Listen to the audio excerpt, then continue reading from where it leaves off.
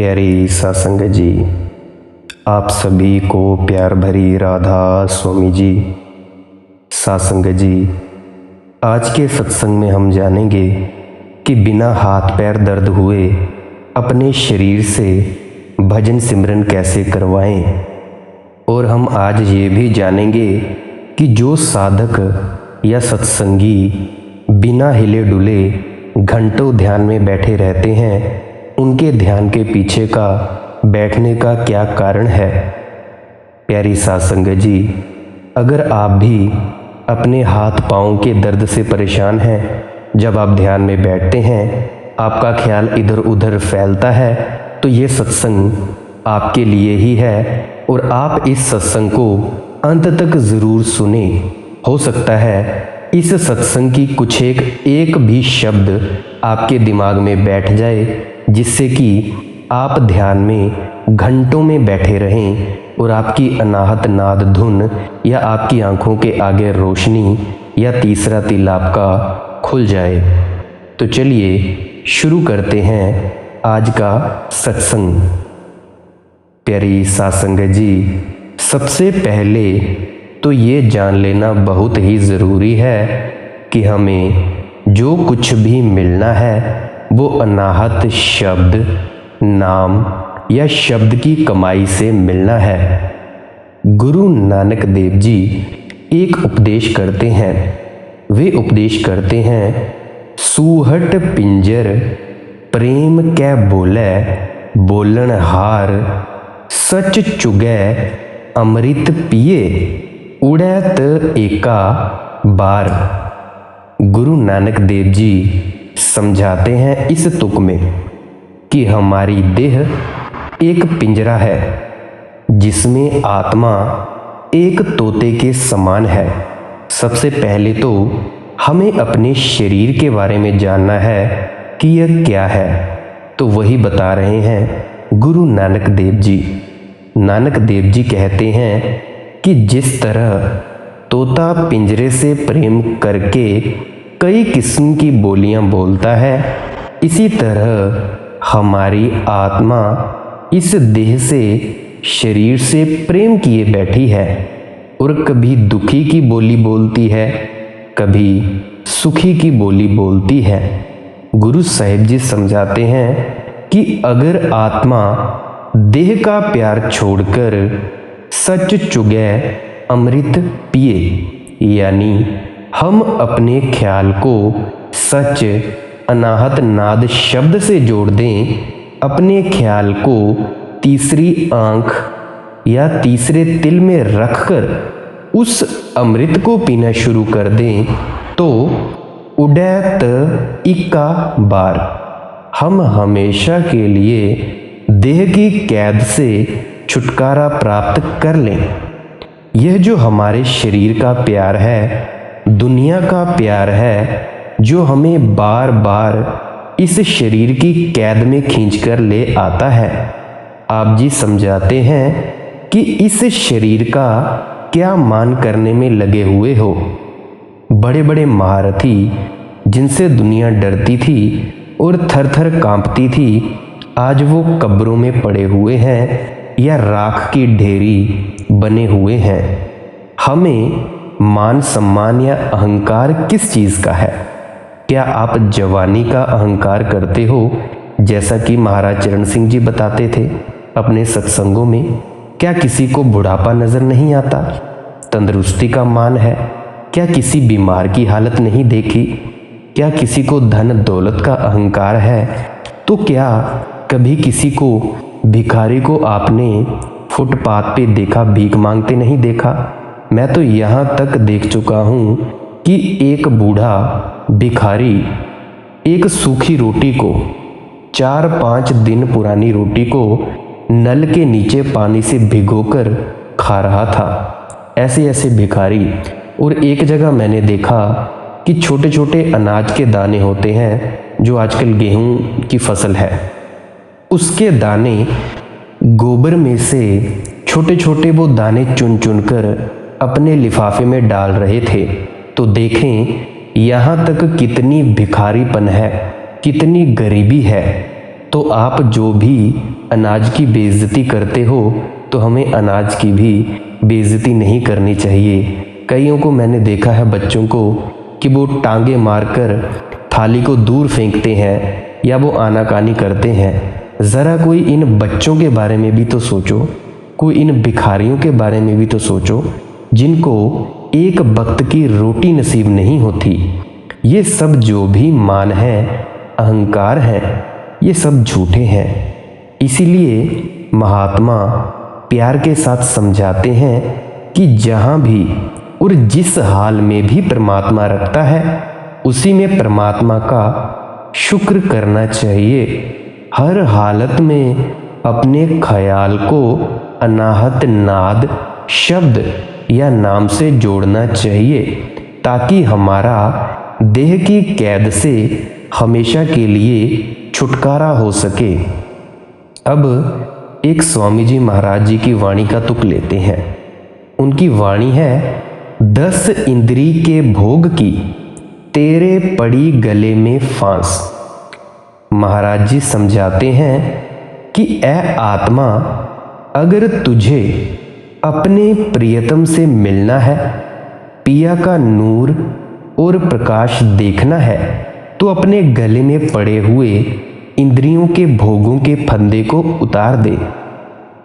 वे समझाते हैं कि हम दुनिया के जीव हमेशा इंद्रियों के भोगों में लगे रहते हैं। हम समझते हैं कि यह जग मिठा, अगला किन डिठा। मन को कह देते हैं कि नरकों स्वर्गों की कहानियाँ महात्माओं ने यूं ही हमारा खून सुखाने के लिए बनाई हुई हैं, लेकिन नरक और स्वर्ग तो हमें इसी जिंदगी में भोगना है जब तक हम जिंदा हैं। स्वामी जी महाराज हमें नींद से जगाना चाहते हैं। हमें यह कभी नहीं भूलना चाहिए कि इस शरीर में बैठकर किए गए सब बुरे और खोटे कर्मों का हमें हिसाब देना पड़ेगा। ये सब हमारे गले में फंदा है। मौत के समय हम रोएंगे, चीखेंगे, लेकिन उस वक्त कौन किसी की पुकार और फरियाद सुनता है? जिसने जाना है वो तो जाता ही है। अगर कर्म करते समय नहीं सोचेंगे तो नतीजा भुगतने के लिए कौन हमारी मदद करेगा? इसीलिए महात्मा फरमाते हैं कि हमें कर्म सोच समझकर करने चाहिए। अपने मन को इंद्रियों के भोगों से रोकने की कोशिश करनी चाहिए। मन कब रुकेगा? ये भी बहुत बड़ा सवाल है। मन तब रुकेगा जब हम सिमरन में लगेंगे। हमारा जो मन है कभी टिककर बैठता नहीं, ये कुछ ना कुछ सोचता ही रहता है। इसीलिए हमें उस परमात्मा के नाम का सिमरन करना चाहिए जिसने सारी दुनिया की रचना की है, जो हम सबका बादशाह है, सबका दाता है, जिसे कभी नाश या फनाह नहीं होना है। वह निश्चल है, जन्म मरण में कभी नहीं आता। गुरु अर्जुन देव जी फरमाते हैं, निश्चल एक आप अविनाशी, सो निश्चल जो तिसह त्याईदा। कि जो सज्जन उस परम आत्मा का ध्यान करते हैं, उसके नाम का सिमरन करते हैं, वे भी निश्चल हो जाते हैं। वे हमेशा के लिए मरण जन्म के दुखों से निकल जाते हैं। जब हम अपने मन को सिमरन में लगा देंगे तो यह अपने आप ही भोगों में से निकल जाएगा। हमें अपने ख्याल को दुनिया से हटाकर शब्द के साथ जोड़ना है, अनाहत नाद के साथ जोड़ना है। जब हमारा मन अनाहत नाद के साथ जुड़ जाता है तो अपने आप दुनिया से टूट जाता है। ये सिमरन ही तो है जिसके द्वारा हमें अपने ख्याल को पैरों से नीचे से निकालकर आंखों के पीछे इकट्ठा करना है। जब तक ख्याल यहाँ इकट्ठा नहीं होता तब तक वो अनाहत नाम, शब्द, नाद से नहीं जुड़ सकता। हम दुनिया के जीव आमतौर पर सिमरन करने की कोशिश ही नहीं करते और ना ही उस अनाहत नाद को सुनने की कोशिश करते हैं। ख्याल हमारा सिमटता नहीं, जिसके कारण ना तो हम उस नाद की लज्जत ले सकते हैं और ना ही हमें वो नाद अपनी ओर खींचता है। इसीलिए हम सबको क्या करना चाहिए? हमारा जब भी शरीर उठे, हमें सवेरे उठकर सबसे पहले अपना जो वक्त है वो सिमरन में देने चाहिए। हम जब गाड़ियों या बसों में सफ़र करते हैं, मन क्या क्या दलीलें नहीं करता, क्या क्या बातें नहीं सोचता। हम पिछली बातें सोच सोच कर ही दुखी होते रहते हैं। हमारे 90% दुख, मुसीबतें पिछली सोचों में से ही निकलती हैं। अगर उस समय हम सिमरन करेंगे तो हमारा मन ऐसे विचारों में नहीं उलझेगा। दूसरे, जब हम भजन पर बैठेंगे, ध्यान में बैठेंगे, तो हमारा ख्याल जल्दी आंखों के पीछे इकट्ठा होकर शब्द से जुड़ जाएगा। जब सारे दिन में 21 या 22 घंटे दुनिया के बारे में सोचा, ध्यान और सिमरन किया, तो भजन में बैठते समय मन ने सिमटने में भी उतना ही समय लेना है। इतना समय आपके पास है कहाँ? इसीलिए सिमरन करने की तो हमें इतनी आदत पड़ जानी चाहिए कि अगर हम एक दूसरे से भी बात कर रहे हों तब भी हमारा सिमरन हमारे अंदर जारी रहना चाहिए। सिमरन ही हमारे ख्याल को विश्व विकारों, दुनिया के धंधों, शराबों, कबाबों की लज्जतों, दुनिया की शक्लों में से निकालकर अनाहत नाद या शब्द के साथ जोड़ता है। जब एक बार हमारे मन को उस अनाहत नाद की लज्जत आनी शुरू हो जाती है तो फिर हमारा ख्याल किसी दूसरी तरफ नहीं जाता। इसीलिए महात्मा फरमाते हैं कि ये जो हम इंद्रियों के भोगों में फंसे हुए हैं, ये अपने गले में फंदा डाले बैठे हैं हम। इसीलिए आप जी आत्मा को उपदेश देते हैं कि ए आत्मा, अपने ख्याल को इंद्रियों के भोगों में से निकाल। अब स्वामी जी महाराज जी की तुक है आगे, 9 द्वारन में बंध रही, अब चैन नहीं एक श्वास। महाराज समझाते हैं कि जब तक हमारा ख्याल आंखों से नीचे है तब तक दुख ही दुख है, मुसीबतें ही मुसीबतें हैं। ये जो थोड़े बहुत सुख नज़र आते हैं, समय पाकर इन्हें भी मुसीबतों में बदल जाना है। जब तक हमारा ख्याल काम, क्रोध, लोभ, मोह, अहंकार रूपी 5 अग्नियों में जल रहा है, हम सुख शांति पा नहीं सकते। हम दुनिया के जीव, दुनिया की शक्लों, दुनिया के पदार्थों में सुख ढूंढने की कोशिश करते रहते हैं। कोई पैसे में सुख ढूंढता है, कोई स्त्री में सुख ढूंढता है, कोई पति में सुख ढूंढता है, तो कोई बीवी बच्चों में सुख ढूंढता है। महाराज जी बड़े प्यार के साथ समझाते हैं कि हमें जब तक हमारा ख्याल आँखों के नीचे नीचे है, हम दुखों और मुसीबतों में हैं। हमें सुख और शांति कैसे मिलेगी और हमारा ध्यान बिना टांगे दर्द किए हुए कैसे लगेगा? ये महाराज जी की एक तुक से बताता हूँ। 10वीं खिड़की खोल री, कर परम बिलास। वे फरमाते हैं कि अगर हम सुख और शांति चाहते हैं तो वापस हमें अपने घर चलना होगा। जब तक आत्मा वापस जाकर परमात्मा से मिलाप नहीं करती, आत्मा को असली अर्थों में सुख और शांति नहीं मिल सकती। आत्मा रूपी स्त्री को जब भी शांति मिलेगी परमात्मा के प्यार में, मिलेगी। इसीलिए हमें अपने ख्याल को 9 द्वारों में से निकालकर 10वीं खिड़की खोलकर आगे चलकर अपने घर के रास्ते पर जाना है। अपने घर की ओर वापस जाने पर ही शांति मिलेगी। जिन्हीं घर जाता अपना से सुखिया भाई, अमरदास जी फरमाते हैं कि जो सज्जन वापिस अपने घर पहुंच जाते हैं वे हमेशा के लिए सुख और शांति हासिल कर लेते हैं। जो स्त्री अपने पति के चरणों से बिछड़ी हुई है उसे चाहे दुनिया के कितने ही पदार्थ दे दें, चाहे कितनी भी मान बढ़ाई दे दें, उसे सुख और शांति नहीं मिल सकती। आप जानते ही हैं कि परमात्मा ने हमें सब कुछ भी क्यों ना दिया हो। अगर आप अकेले बैठो, सब कुछ होते हुए भी मन में खुशी नहीं होती, कुछ ना कुछ कमी महसूस करता रहता है हमारा मन। पता भी नहीं चलता कि मन किस चीज़ को ढूंढने में लगा हुआ है।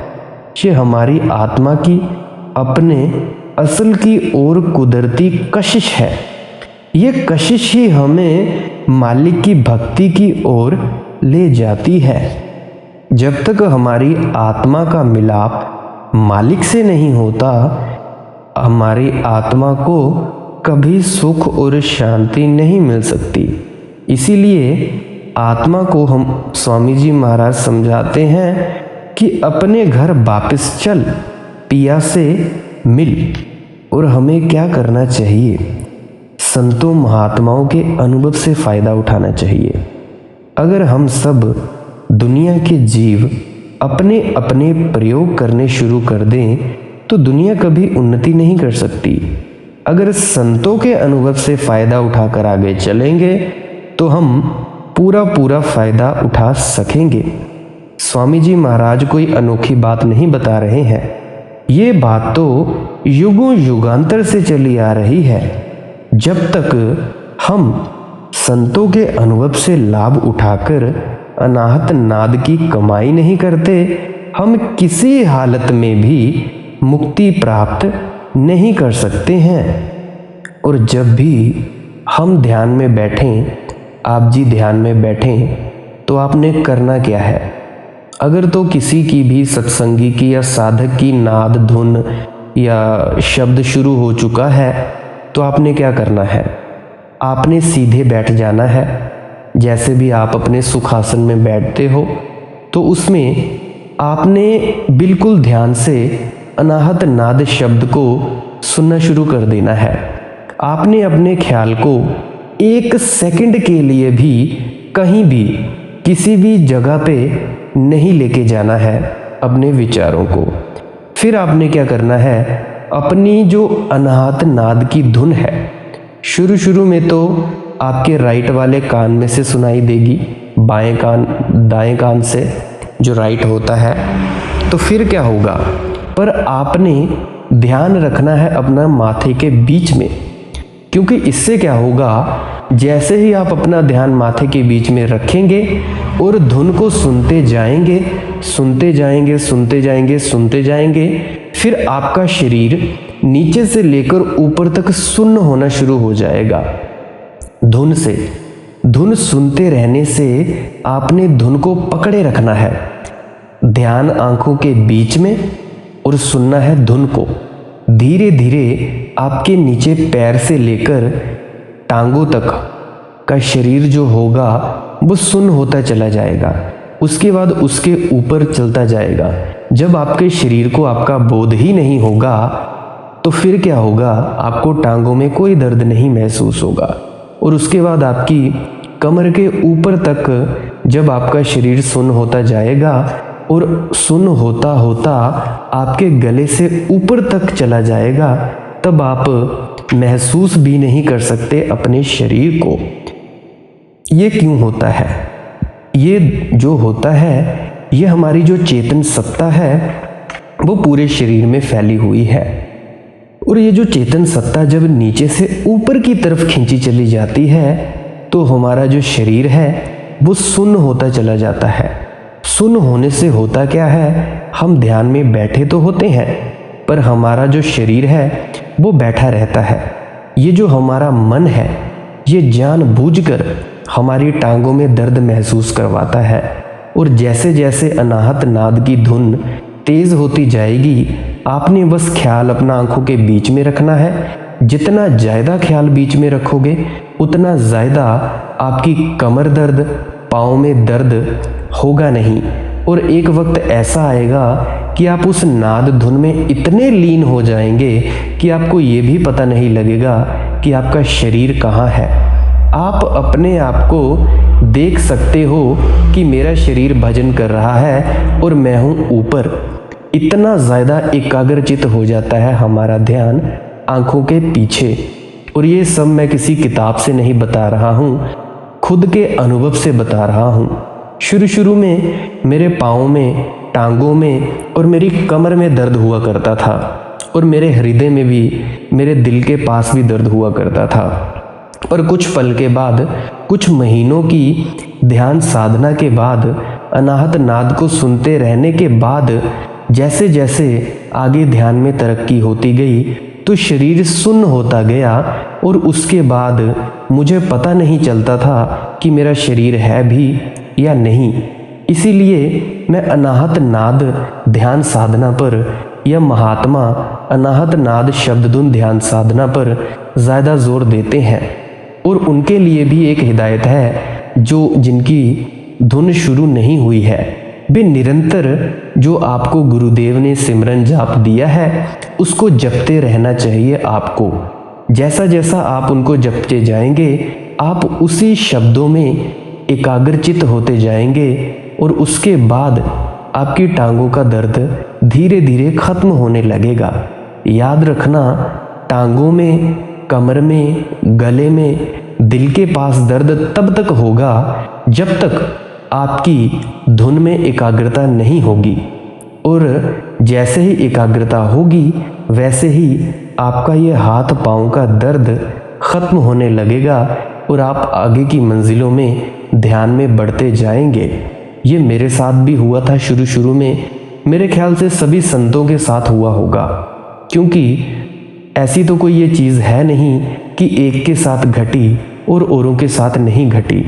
ध्यान साधना में शुरुआती दौर में साधक या सत्संगी को ये सारी चीज़ें महसूस होती हैं तो आप घबराएं ना और निरंतर अपने ध्यान सिमरन में, भजन सिमरन में लगे रहें। अब बहुत से लोग मुझे एक बात और कहते थे कि भाई ये राधा स्वामी है क्या? तो बताना चाहूँगा उनको कि राधा स्वामी किसी कौम या मज़हब का नाम नहीं।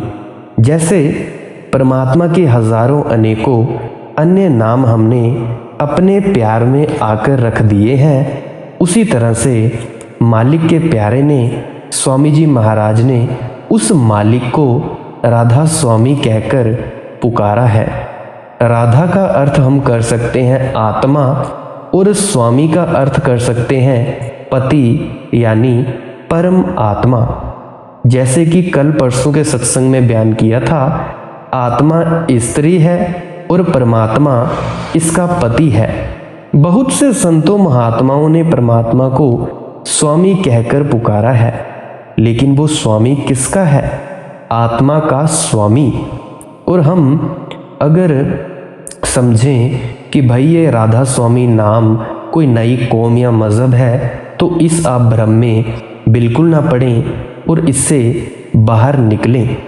हम सब दुनिया के जीव कर्मों की बेड़ियों में जकड़े हुए हैं। राजा, प्रजा, प्रधानमंत्री, सीएम, पीएम, अमीर, गरीब, स्त्री, पुरुष, सभी को अपने अपने कर्मों का हिसाब देना है। जब तक हमारे कर्मों का हिसाब किताब खत्म नहीं होता, हमारी आत्मा पवित्र नहीं हो सकती और ना ही परमात्मा से मिलने के काबिल हो सकती है। कर्मों का हिसाब निपटने के लिए गुरु की भक्ति करनी चाहिए, अनाहत नाद शब्द की कमाई करनी चाहिए। उससे पहले ये भी जान लें कर्म कितने प्रकार के हैं। कर्म मूलतः 3 प्रकार के हैं। एक प्रारब्ध कर्म, दूसरा क्रियमान कर्म और तीसरा संचित कर्म। पहले पे आते हैं प्रारब्ध कर्म। प्रारब्ध कर्म वे हैं जिनके कारण इंसान का हमें शरीर मिलता है। जो कर्म पीछे कर आए हैं उन्हें अब भुगत रहे हैं। जो कुछ अब करेंगे उसे आगे चलकर भुगतना पड़ेगा। किसान पिछली फसल घर ले आता है और आगे के लिए फिर खेत में बीज डाल देता है। जैसे कि अभी गेहूं की कटाई कर रहे हैं हम अपने खेतों में। आपकी खेती हो या नहीं मुझे इसका पता नहीं, पर हम ज़रूर अपने खेतों में गेहूं की खेती काट रहे हैं और कुछ समय बाद मक्की बीजेंगे। जो प्रारब्ध कर्म है जिनके कारण इंसान का जामा मिला है, ये हमें देह में बैठकर भुगत लेने हैं। मालिक की मौज और भाड़ा समझकर उनका हिसाब भुगत लेना है। भाड़े में रहने का अर्थ क्या है? भाड़े में रहने का अर्थ है हम अपने प्रारब्ध कर्मों का हिसाब किताब खुशी खुशी चुका दें। अगर आगे मालिक की भक्ति करेंगे तो हमसे ऐसा कोई बुरा कर्म नहीं होगा जिसका नतीजा भोगने के लिए हमें इस शरीर की कैद में फिर से आना पड़े। इस प्रकार हम नए या क्रियामान कर्मों से बच जाएंगे। जो हमारे संचित कर्म हैं वे पिछले कई जन्मों से इकट्ठे होते आते हैं। उन्हें नाश करने का एक ही तरीका और एक ही साधन है। वह कौन सा साधन है? वो ये है कि हम अनाहत नाद शब्द या नाम की कमाई करें। जब हमारे तीनों प्रकार के कर्म नाश हो जाते हैं तो हमारी आत्मा पवित्र हो जाती है, अपने असल में मिलने के काबिल बन जाती है। हमें मालिक की भक्ति करनी चाहिए, यानी अनाहत नाद शब्द की कमाई करनी चाहिए। जब तक आत्मा स्वच्छ, निर्मल, पवित्र नहीं होती, कभी भी हम अपने असल से, मूल से मिलने के काबिल नहीं हो सकते। प्यारी साध संगत जी, आज के सत्संग में मैंने आपको चंद बातें समझाने की चेष्टा की है। अगर आपका इस सत्संग में कोई भी प्रकार का सवाल हो या किसी भी तरह का सवाल हो, आप कमेंट सेक्शन में लिख सकते हैं या डिस्क्रिप्शन में दिए गए व्हाट्सएप नंबर पे मैसेज कर सकते हैं। और फिर से बोलना चाहूँगा, बहुत बार मैं प्रार्थना कर चुका हूँ कि मैं कोई तांत्रिक नहीं, मैं कोई डॉक्टर नहीं, मैं सिर्फ एक साधक हूँ आप सभी की तरह। तो मैं किसी की बीमारियाँ ठीक नहीं करता और ना तो मैं किसी की ज़मीन जायदाद छुड़वाता हूँ। फिर से आपका धन्यवाद करता हूँ जो आपने अपना इतना वक्त दिया। प्यारी साध संगत जी, अंत में आपके भीतर बैठे परमात्मा को प्रणाम करता हूँ। मेरा प्रणाम स्वीकार करें। राधा स्वामी जी।